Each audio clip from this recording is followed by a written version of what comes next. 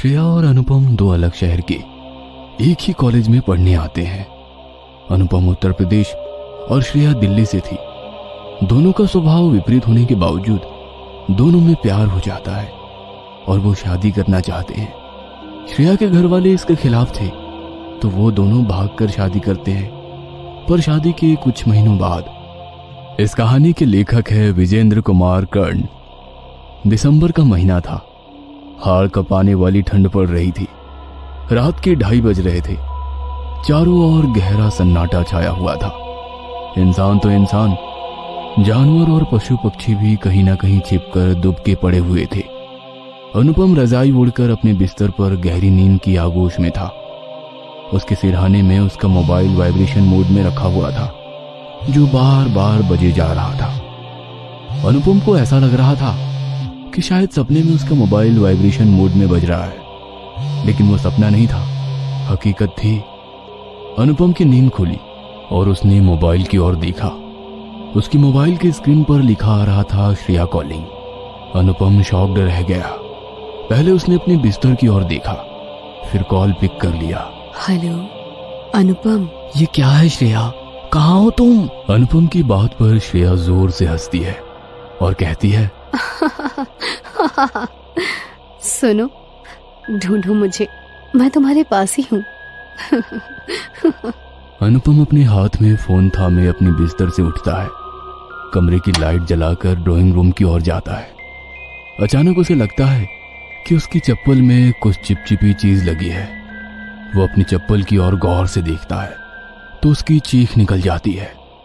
Drawing room में कई जगह खून बिखरा हुआ पड़ा था और उसकी चप्पल पर वही खून लगा हुआ था। अचानक उसकी नजर फ्रिज के पास जाती है, जिसका दरवाजा खुला होता है। वह देखता है कि एक लड़की ने अपने कंधे और कान के नीचे मोबाइल दबा रखा है और वो बातें कर रही है। उसके बाल खुले हुए हैं। उसकी कलाई कई जगह से कटी हुई है, जिससे लगातार खून निकल रहा है। और उस कड़कड़ाती ठंड में भी वह फ्रिज का पानी गटागट पिए जा रही है। यह सब देखकर उस कड़ाके की सर्दी में भी उसके चेहरे पर पसीने की बूंद आ जाती है। उसका दिल इतनी जोर से धड़क रहा होता है कि उस सन्नाटे में भी उसकी आवाज को साफ साफ सुना जा सकता था। अचानक वो लड़की पलटती है और अनुपम की ओर घूमकर देखती है। अनुपम उस लड़की का चेहरा देखकर एक बार फिर शॉक्ड रह जाता है। वो श्रेया थी। श्रेया! अनुपम चीखते हुए श्रेया के पास जाता है। उसकी कलाई से बह रहे खून को अपने हाथ से रोकने की कोशिश करता है, लेकिन खून नहीं रुकता। वो भागकर फर्स्ट एड बॉक्स से रुई और पट्टी का बंडल उठा लाता है। उसे श्रेया की कलाई में बांधता है। श्रेया अब तक बेहोश हो गई थी। अनुपम श्रेया को अपनी गोद में उठा लेता है और अपने घर के बाहर खड़ी कार में उसे डालकर अस्पताल की ओर निकल पड़ता है। अनुपम और श्रेया दिल्ली के एक मैनेजमेंट कॉलेज में एक साथ पढ़ते थे। 6 फुट लंबे और भूरी आंखों वाला अनुपम बिहार का रहने वाला था। वह पढ़ाई में बहुत अच्छा था और पिछले 2 सालों से कॉलेज में टॉप करता आ रहा था। लड़कियां तो उसकी फैन थी। बेहद ही शांत स्वभाव वाले अनुपम को पढ़ाई लिखाई के अलावा कविताएं लिखने का भी शौक था। उसकी कविताएं लोकल अखबारों में भी छपा करती थी। कॉलेज में ही पहली बार उसकी मुलाकात श्रेया से हुई थी। श्रेया का स्वभाव अनुपम के बिल्कुल उलट था। वो बहुत ही ज्यादा बातूनी थी। पहली बार जब वो अनुपम से मिली तो वो उसे बहुत ही बोरिंग लगा। उसे अनुपम पर बहुत गुस्सा भी आया और उसे ये भी लगा था कि इस बोरिंग और बिल्कुल चुपचाप रहने वाले बिहारी लड़के को सभी इतना प्यार क्यों करते हैं। श्रेया के पापा का दिल्ली में बहुत बड़ा कारोबार था। वो उनकी इकलौती बेटी थी। वो दिल की बुरी तो नहीं थी, लेकिन जरा नकचढ़ी थी। पढ़ाई में भी उसका मन कुछ खास नहीं लगता था, लेकिन वो कहते हैं ना कि ऊपर वाले ने आसमान से ही जोड़ियां तय कर रखी है। उनके नोट्स लेने देने का सिलसिला कब दिल लेने देने में तब्दील हो गया, इसका उन्हें भी पता नहीं लगा।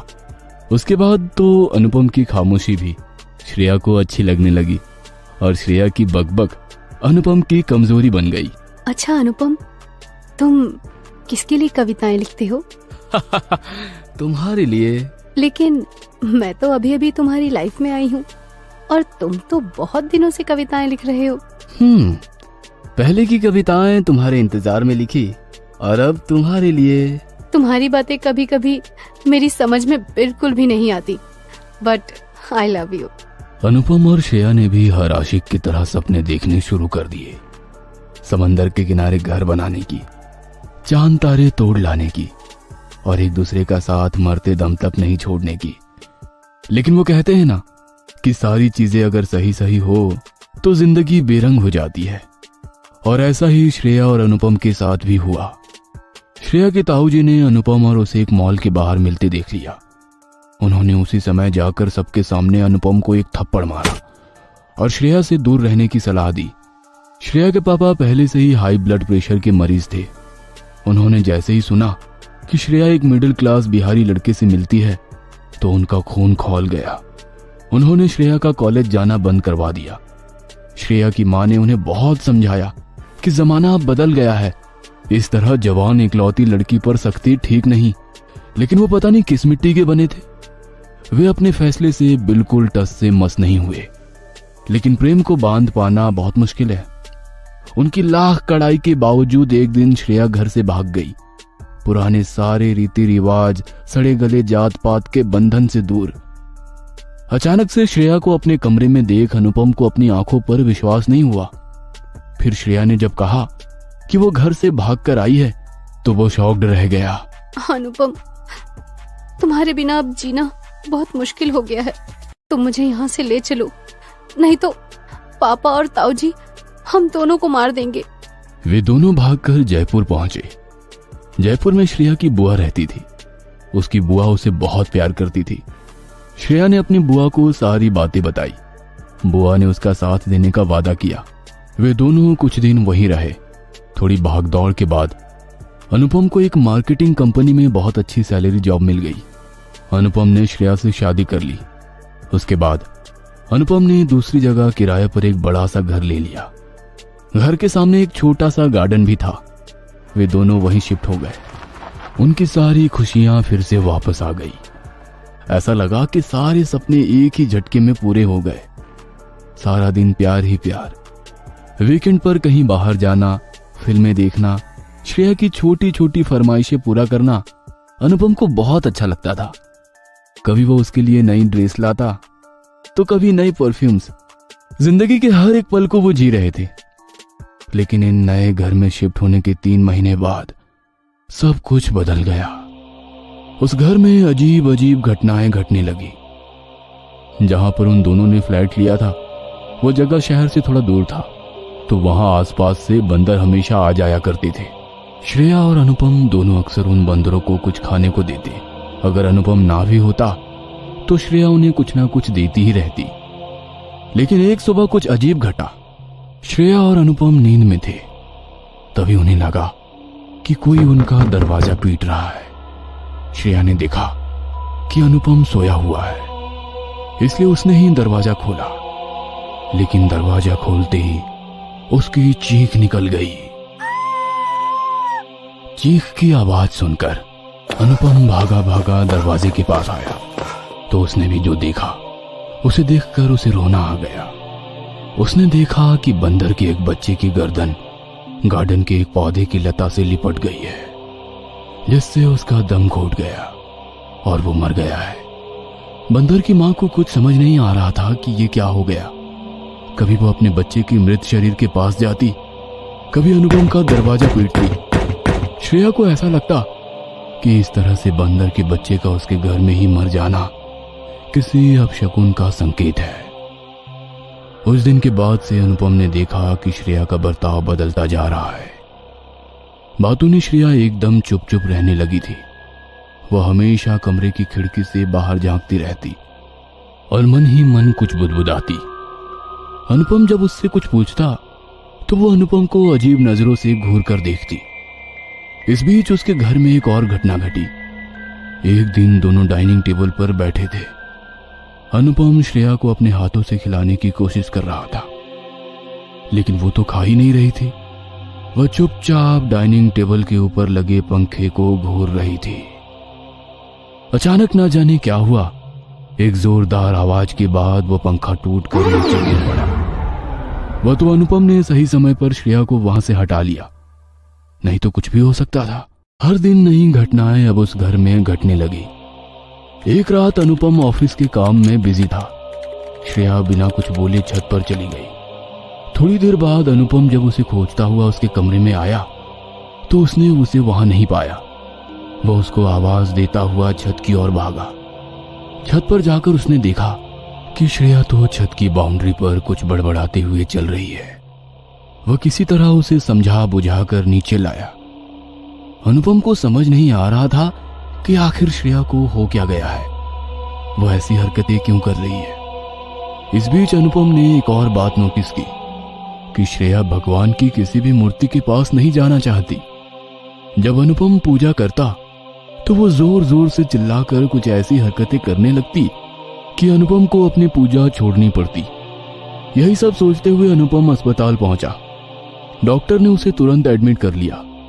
डॉक्टर ने यह भी बोला कि पुलिस को इन्फॉर्म करना पड़ेगा क्योंकि ये तो पुलिस केस है। उसकी पत्नी ने सुसाइड अटेम्प्ट किया है।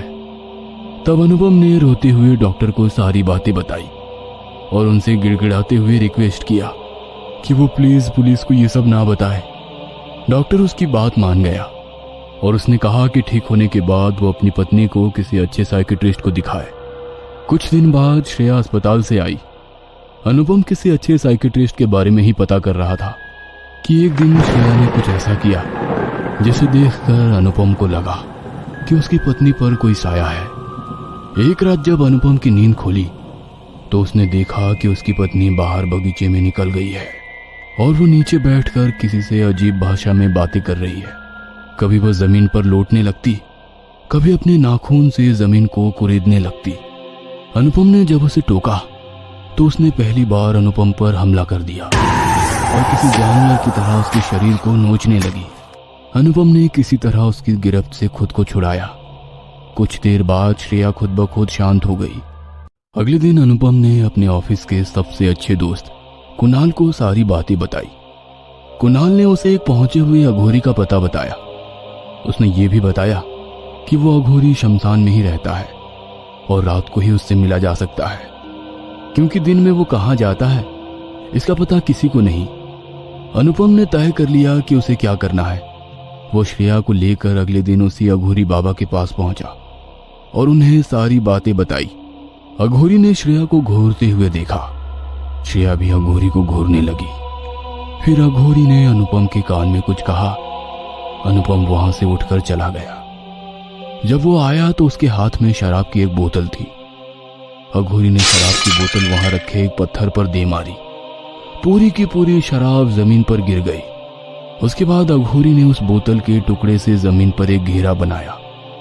उसने अनुपम को एक सिक्का उस घेरे के बीच में रखने को कहा। उसके बाद अघोरी कुछ मंत्र पढ़ने लगा। पल में ही उस सिक्के से खून निकलने लगा। जैसे जैसे उस सिक्के से खून निकल रहा था श्रेया के शरीर में भी ऐंठन होने लगी। वह जमीन पर लौटने लगी। अघोरी ने सिक्के को उठाकर दूर जलती हुई चिता पर फेंक दिया। श्रेया बेहोश हो गई। तुम्हारी पत्नी पर किसी ने काला जादू किया है। ये काले जादू की गिरफ्त में है। अगर ज्यादा दिन तक ये इस तरह रही तो मर जाएगी। अनुपम अघोरी की बात को गौर से सुन रहा था, लेकिन उसके बाद अघोरी ने जो बताया उसे सुनकर अनुपम को बहुत गुस्सा आया। श्रेया पर काला जादू उसके पापा और ताऊ एक अघोरी के जरिए कर रहे हैं और इस काम में उनकी मदद कर रही है श्रेया की बुआ। कहने को उसने तुम लोगों की मदद की, लेकिन कोई भी तुम्हारे साथ श्रेया की शादी से खुश नहीं है। अनुपम मन ही मन सोचने लगा, क्या दुनिया है ये। औलाद से ज्यादा लोगों को अपनी जात, अपनी बिरादरी की फिक्र है। श्रेया के पिता द्वारा किया जा रहा काला जादू कट सकता है, लेकिन इसमें किसी ना किसी की जान जरूर जाएगी। वो जान किसी की भी हो सकती है, तुम्हारी या उसके परिवार में से किसी की भी, जो भी इस जादू में शरीक है। अनुपम ने मौन सहमति दे दी। अघोरी अपनी पूजा में लग गया। कुछ दिनों बाद श्रेया फूट फूट कर रोई जा रही थी। उसके सामने सफेद कपड़ों में लिपटी लाश पड़ी थी। अगरबत्ती का धुआं ऊपर की ओर उठ रहा था। क्यों छोड़कर चले गए मुझे? अब मैं किसके सहारे जीऊंगी, किसके सहारे जीऊंगी? किसको अपना पापा कहकर बुलाऊंगी? किसको?